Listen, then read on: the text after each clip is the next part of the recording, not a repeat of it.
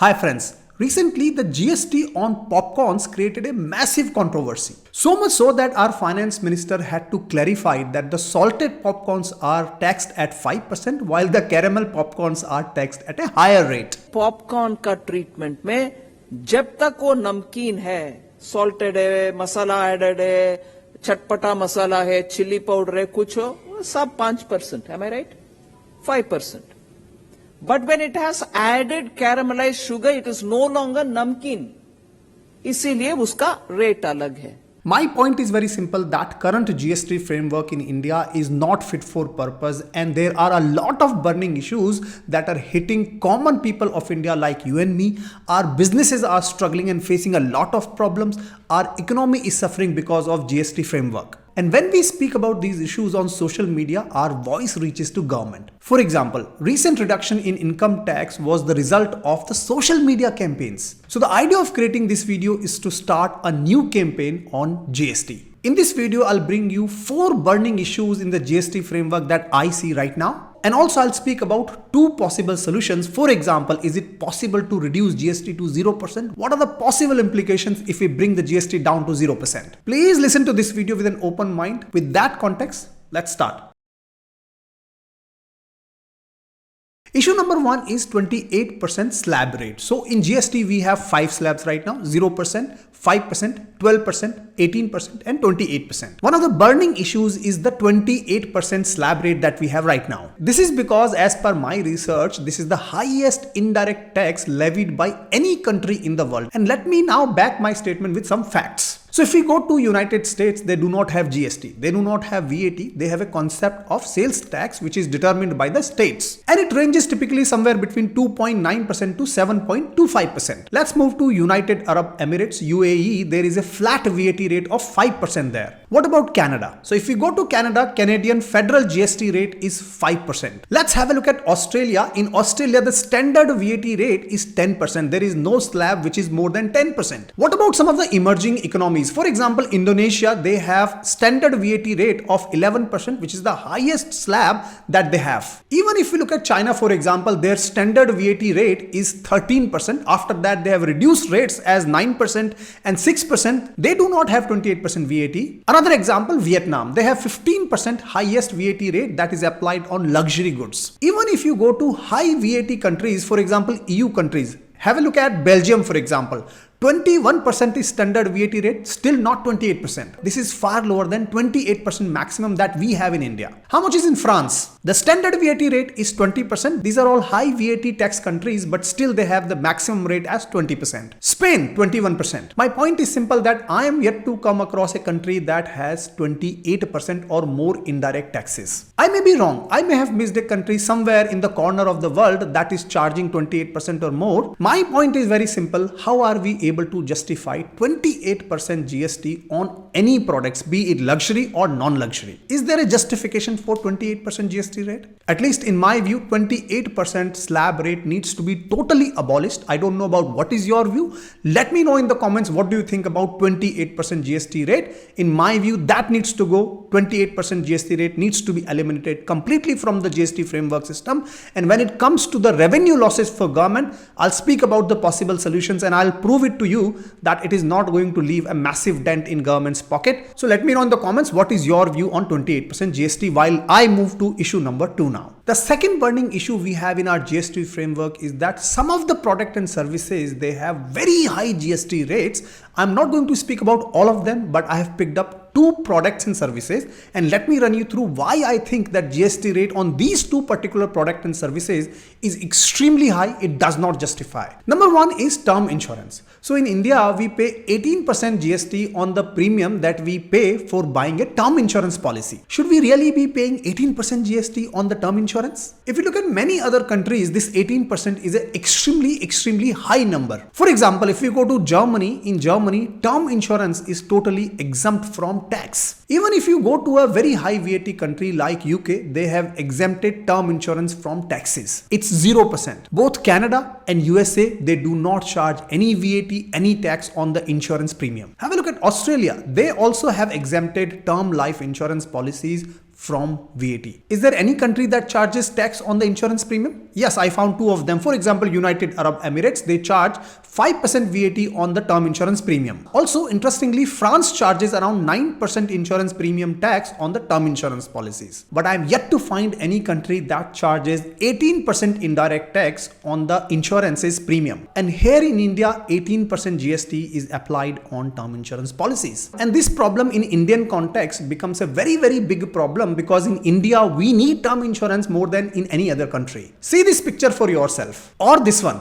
The kind of ecosystem we have in India, it warrants that all of us must have a term insurance. And yet, insurance penetration in India is as low as 2.8% only. Just imagine if tomorrow 18% GST on insurance premium is either reduced or removed, lakhs of Indians will be able to afford term insurance policies. Lakhs of children, lakhs of elderly will have financial protection in place. And nowadays, by only spending 10,000 rupees, we can get an insurance policy of up to 1 crore, which could be a great benefit for our family in case of any sudden financial turmoils. In fact, if you have not yet taken insurance, do yourself a favor. Get your insurance today itself. And I know that it can get super tricky with all the jargons about term insurance. That's where go and check out Ditto Insurance platform. Ditto Insurance is an honest and a no spam insurance advisory platform. They offer personalized advice depending on your need. Because of their excellent customer service, Ditto Insurance has received 4.9 out of 5 Google ratings with more than 10,000 plus ratings. They are backed by Zerodha, so you can trust them. In fact, you can get a free 30 minutes consultation with their expert advisor. Whether you want to renew your policy or whether you want to take out a new policy, Ditto Insurance is a few clicks away. Also, they help people with documentation and claim support as well. Simply go to the link in the description or in the pinned comments, fill your personal details, choose date and time, and sit back and relax. A Ditto advisor will call you. They have a limited slots, so book yours now. Term insurance is an important wealth protection tool and delaying it any further is not advisable. Coming back to second item where I think the GST is charged exorbitantly is on air conditioning. Currently in India, we are paying 28% GSTs on ACs. And the reason we pay 28% GST on ACs is because ACs has been classified as luxury item by the GST framework. Now we need to trigger a debate on whether ACs should be categorized as luxury item or non-luxury item,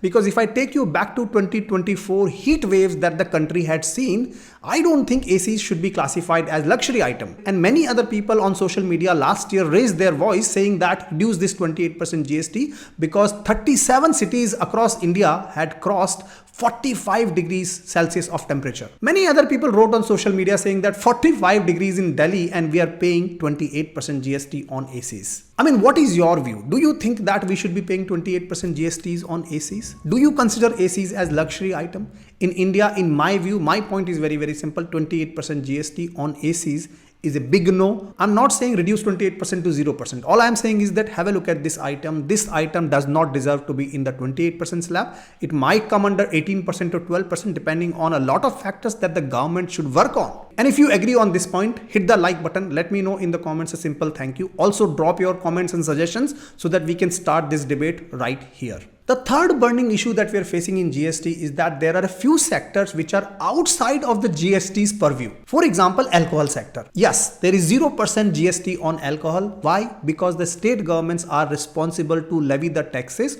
on alcohol, which is the VAT plus the excise duty. Now, as a result of leaving this to states, different states are doing whatever they want. For example, in Telangana, the taxes on alcohol could range somewhere between 140% to 250%. If you go to Maharashtra, it might be around 83% tax. If you go to Goa, you might see 49% of excise duty plus 22% VAT. Point is very, very simple.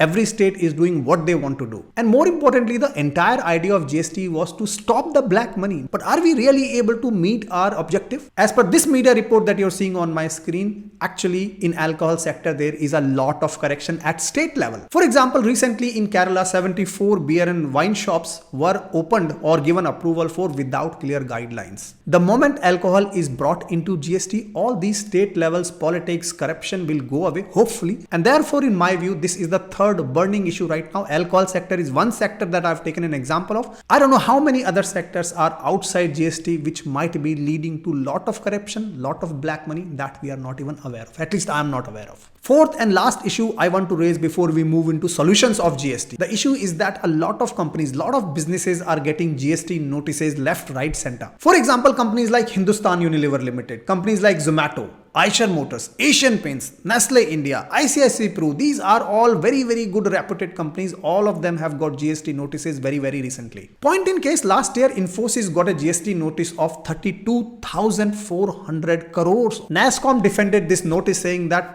possibly GST authorities do not know how the IT model really works. Finally, Karnataka authorities realized their mistake and they withdrew this demand from Infosys. But my question is very simple. It's been almost 8 years we have implemented GST. Our officers, our GST authorities, do they not even understand the basic concepts of how IT outsourcing model work? Is there any penalty on the government officials who are making these huge mistakes? 32,000 crores of GST notice. How could you make a mistake like that? If training is the issue, train our officers. It's been almost 8 years now. So far we have gone through 4 burning issues. I'm sure there are a lot of other issues that I have not spoken about because of the limitation of the time. Let me know in the comments what are the issues that you see on GSTs while I move to what are the possible solutions that I can see right now. If we speak about solutions, let's speak about case number 1 or solution number 1. What if the GST is reduced to 0%? What is going to be the implication? So have a look at this data. You will see that as per budget 25-26, government is likely to collect 11,78,000 crores worth of GST as the tax revenue. This is almost 28% of total tax revenues that the government is likely to generate in 25-26. Now, if GST were to reduce to 0%, that would mean that government will not collect 11,78,000 crores. And therefore, government will need to go and find money from somewhere else. Where will they go and find this money from? They will have to go and borrow additional 11,78,000 crore, assuming that government still wants to spend the same money that they had planned for. Now, this additional borrowing of 11,78,000 crore will take our existing planned borrowings, which is 14.82 lakh crore, to almost 26 lakh crore. So huge borrowings need to be done. And as a result of this huge borrowing, the fiscal deficit, which is the difference between income and the expenditure, is going to be very wide. It can go up to as high as 7.9%, which is extremely high from what the current provisions are, which is around 4.4%. So reducing GST to 0% is too dangerous for our economy. It might be very good on our pockets, but for our country, but for our economy, that is not a viable solution in my view. So what is the solution number 2, Rahul? So let me run you through a more practical option. So right now in GST, we have 5 rates: 0%, 5%, 12%, 18% and 28%. Now, as per government data, 18% slab is the one that is bringing the maximum GST revenue, and it is around 75% of GST revenues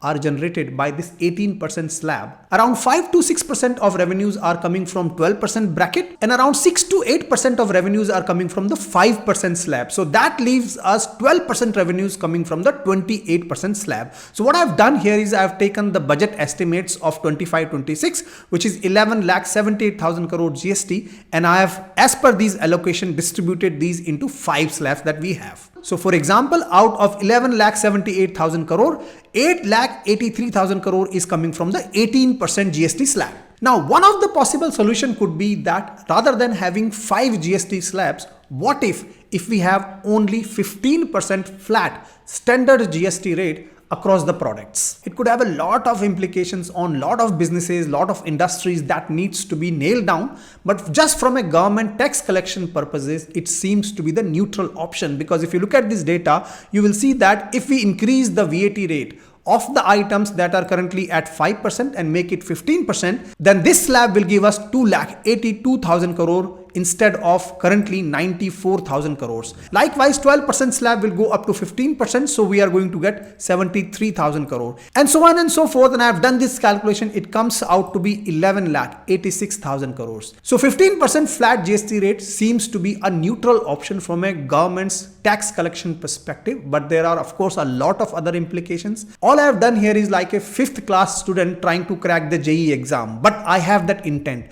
I want to do these calculations because I think the GST framework that we have right now, 5 slab structure is not fit for purpose. It needs rationalization. It needs to look at each and every item and it needs to be simplified. Right now it's so complicated. Salted popcorn is charged at some other rate. Sugar added popcorn is charged at other rate. Why? Why so much of complication? My intent to create this video is to A, bring a lot of awareness, and B, start this campaign where the experts need to look at the GST framework, come up with more reasonable GST framework that works for everybody, common people like you and me. It works for our businesses, it works for our government, it works for the economy as a whole. GST is an absolutely important topic as of now, and much like GST, term insurance is also an important product for our wealth protection. Like I said before in the video, if you have not yet taken term insurance, I would highly suggest you go and look at the term insurance policies. And if you don't know where to start from, simply go to the link in the description or in the pinned comments. Fill your personal details, choose a date and time, sit back and relax, and a ditto insurance advisor will call you to discuss your personal needs. There were limited slots, so book yours now. Lastly, if you like this video, hit the like button. Let me know in the comments a simple thank you. Also express your views in the comments and let's have this debate on GST. Based on your comments, I might come up with part 2 of this video because we need to continue to talk about this topic so that more and more people are made aware of what are the problems that we are facing in the GST right now. With that, I hope to see you in my next video. Until then, keep rocking.